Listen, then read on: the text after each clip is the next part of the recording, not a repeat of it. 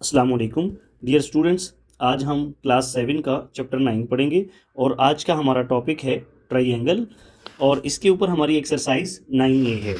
तो इस वीडियो को देखने के बाद आप इस काबिल हो जाएंगे कि आप बता सकें कि ट्राइंगल को आप डिफाइन कर सकें और ट्राइंगल के कौन कौन से पार्ट हैं उसको आप बता सकें।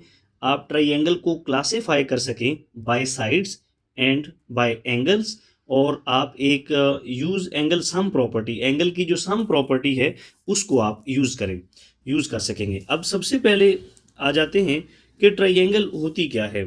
तो सबसे पहले ट्राइंगल एक हमारे पास क्लोज शेप होती है। अब हम इसको ट्राइंगल नहीं कह सकते, क्यों? क्योंकि ये क्लोज नहीं है। हम ट्राइंगल सिर्फ इसी शेप को कहेंगे क्योंकि ये क्लोज्ड है। तो पहली बात ये होगी कि a triangle is a close shape made by joining 3 line segment. तो जब भी हम 3 लाइन सेगमेंट्स को कंबाइन करेंगे तो हमारे पास ट्राइंगल बनेगी।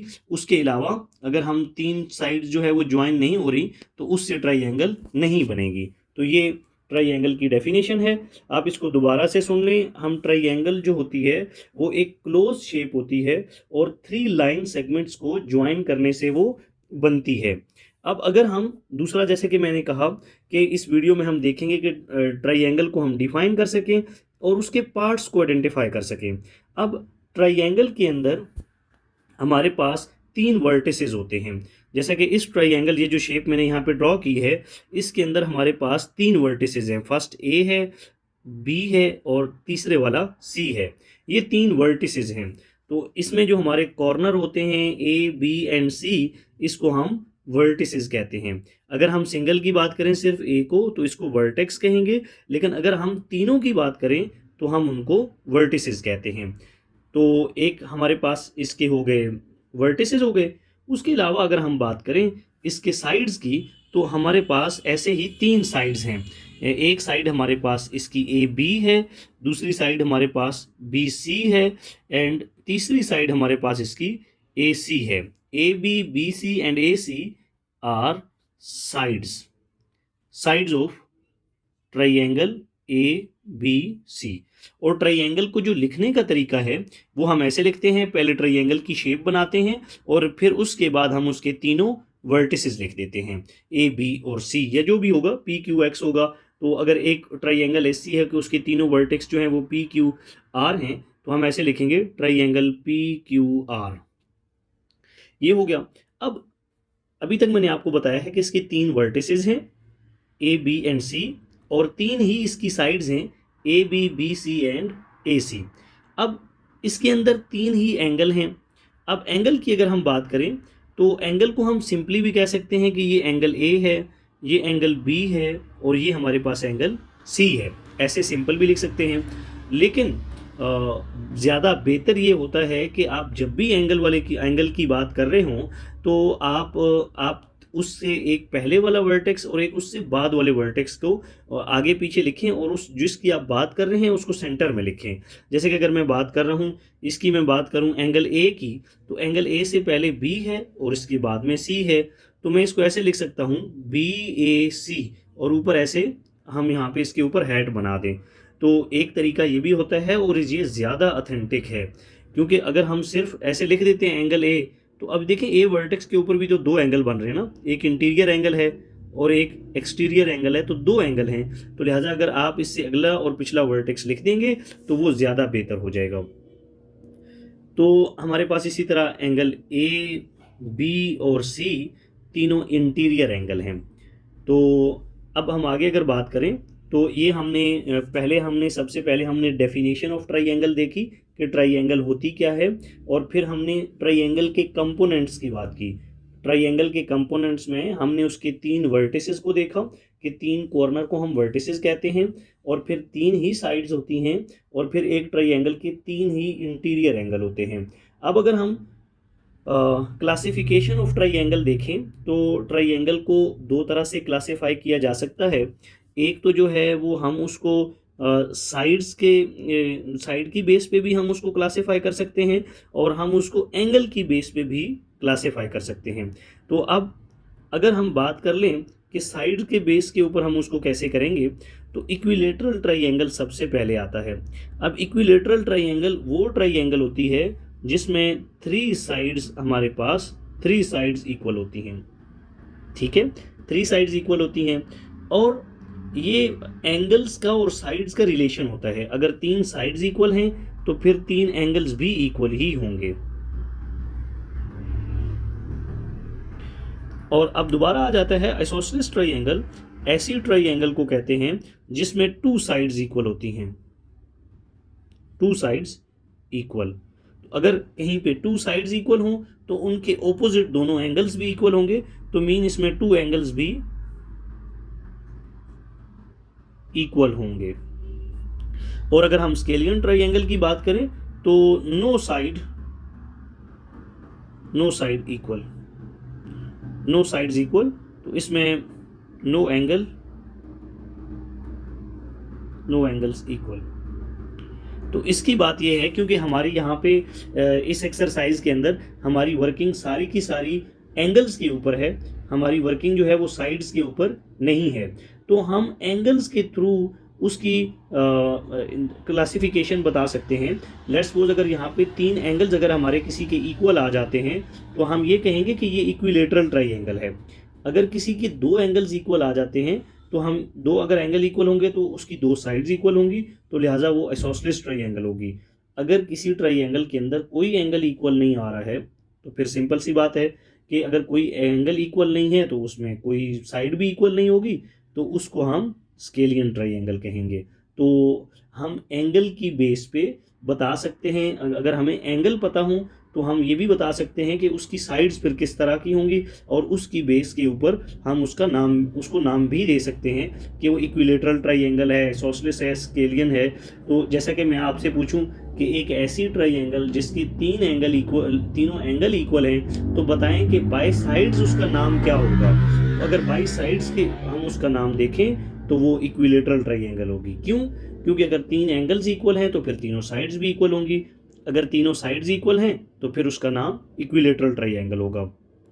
अब हम बात करते हैं कि types of angles they have, मतलब अगर किस तरह की, अगर हम उसको एंगल्स की बेस के ऊपर हम उसको क्लासीफाई करना चाहें तो वो कैसे करेंगे।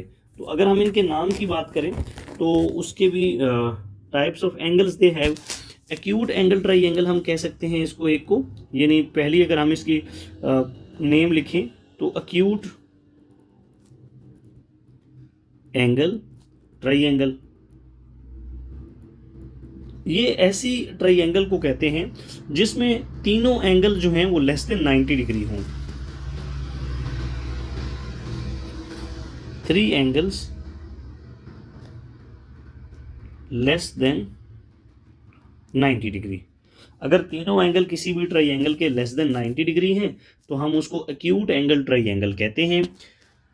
अब दूसरी आ जाती है राइट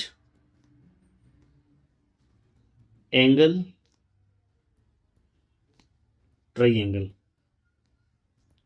अब ऐसी ट्राइंगल को राइट एंगल ट्राइंगल कहते हैं अगर उसका एक एंगल जो है one angle is equal to आ जाए 90 डिग्री के। और ऑब्ट्यूज एंगल ट्राइंगल हम उसको कहते हैं, ऑब्ट्यूज एंगल ट्राइंगल हम ऐसी ट्राइंगल को कहते हैं जिसका एक एंगल जो है वो ऑब्ट्यूज एंगल हो, one angle is greater than 90 degree. हम ऐसे एंगल्स को ऑब्ट्यूज एंगल कहते हैं जो 90 से ग्रेटर हो। और अगर किसी भी ट्राइंगल के अंदर एक एंगल जो है वो ग्रेटर देन अगर 90 होगा तो हम उसको ऑब्ट्यूज एंगल ट्राइंगल कहते हैं। तो अब अच्छा, ये भी हो गया। हमने अभी इसको थोड़ा सा रिव्यू कर लेते हैं। हमने पहले देखा कि ट्राइंगल होती क्या है, एक ट्राइंगल की डेफिनेशन क्या होती है, दूसरा हमने देखा कि इसके कंपोनेंट्स क्या होते हैं, मतलब इसकी तीन साइड्स होती हैं, तीन इसके वर्टेक्स होते हैं और तीन ही इसके एंगल्स होते हैं। फिर हमने ट्राइंगल को क्लासीफाई किया नंबर ऑफ साइड्स के थ्रू, कि जिसकी जितनी उसकी साइड्स हैं उनके थ्रू हमने इसको क्लासीफाई किया, इसके नेम दिए। और फिर उसके बाद हमने एंगल्स के हिसाब से भी इसको नाम दिया कि अगर एंगल मतलब अगर एक एंगल जो तीनों एंगल लेस देन 90 है, एक 50 है, एक दूसरा भी 50 है और तीसरा जो है वो 80 है, तो ऐसी ट्राइंगल्स को हम एक्यूट एंगल ट्राइंगल कहते हैं। और अगर एक एंगल इक्वल टू 90 डिग्री है तो उसको राइट एंगल ट्राइंगल कहते हैं। और अगर एक एंगल ग्रेटर देन 90 है तो उसको हम ऑब्ट्यूज एंगल ट्राइंगल कहते हैं। तो अभी ये जो है यहाँ पे मैं आपको एक इस आगे एंगल सम पे हम बाद में जाते हैं। पहले हम ये देख लेते हैं कि लेट्स सपोज हमारे पास एक ट्राइंगल है जिसकी एक एंगल जो है वो इक्वल टू 20 डिग्री है। अब दूसरा एंगल जो है उसका 60 डिग्री है। तो अब अगर हमने ये देखना है, हमने इसको क्लासिफाई करना है, तो फिर इसको हम कैसे करेंगे? तो सबसे पहले देखें, अगर हम बाय साइड्स देखें तो बाय साइड्स मैंने अभी आपको बताया है कि तीन तरह की होती हैं, स्केलियन होती है, आइसोसेलेस होती है और इक्विलेटरल होती है। और अगर हम बाय एंगल्स देखें तो अक्यूट होती है, राइट होती है और ऑब्ट्यूज होती है। अब देखें, किसी भी ट्राइंगल्स के तीनों एंगल को सम करें तो 180 आता है। अब लेट्स सपोज हमारे पास एक angle A plus angle B plus angle C वो इक्वल आ जाएगा 180 डिग्री के। अब हमें एंगल सी चाहिए, तो एंगल सी होगा 180 degree minus angle A minus angle B. Angle C जो है वो किसके इक्वल आ जाएगा? 180 डिग्री माइनस 20 डिग्री और माइनस 60 डिग्री।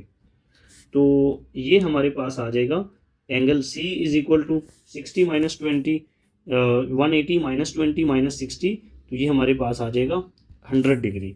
अब अगर आप 100 डिग्री इसको देखें तो हमारे पास अगर एंगल के हिसाब से हम इसको देखें, अब अगर हम इसका आंसर देखें तो अगर हम इसको क्लासिफाई करें टाइप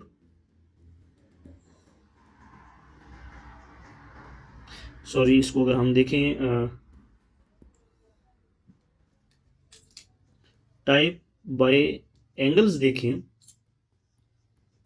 तो वो हमारे पास इसकी ऑब्ट्यूज बनेगी। ऑब्ट्यूज एंगल है ये। ऑब्ट्यूज एंगल हम इसको क्यों कह रहे हैं कि ऊपर जब हमने देखा था कि ऐसे को हम ऑब्ट्यूज कहेंगे बिकॉज अगर आप देखें तो 100 डिग्री जो है वो ग्रेटर देन 90 डिग्री होता है। तो हमने ये कहा था कि अगर कोई भी एंगल जो है वो ग्रेटर देन 90 होगा तो वो ऑब्ट्यूज होगा। तो अगर उस हिसाब से देखें तो ये ऑब्ट्यूज है, ऑब्ट्यूज ट्राइंगल है, ऑब्ट्यूज एंगल ट्राइंगल है। और अगर टाइप बाय साइड देखें, टाइप अगर बाय साइड हम देखें तो अब हमारे पास डेफिनेटली अगर एक एंगल जो है वो 100 डिग्री है तो फिर तीनों नहीं इक्वल नहीं हो सकते। तो इसका मतलब ये है कि ऑल डिफरेंट एंगल्स हैं। और यानी एक, अब अगर हम उन्हें ऊपर फाइंड भी किए हुए हैं, एक एंगल 100 डिग्री है, एक एंगल 60 डिग्री है और एक एंगल 20 डिग्री है। तो तीनों एंगल डिफरेंट हैं, लिहाजा ये जो है ये हमारे पास फिर स्केलियन ट्राइंगल है, स्केलियन ट्राइंगल है। और उसकी वजह क्या है कि ऑल एंगल्स जो हैं, ऑल एंगल जो हैं वो हमारे पास डिफरेंट हैं।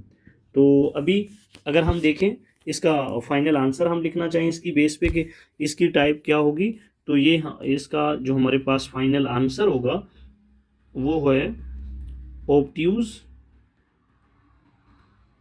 ऑब्ट्यूज एंगल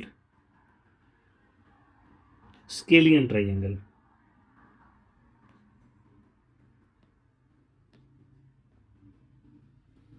तो आज हमने इस ट्राइंगल को टाइप्स देखी, फिर उसको ट्राइंगल होती क्या है उसकी डेफिनेशन देखी है, उसके कंपोनेंट्स देखे हैं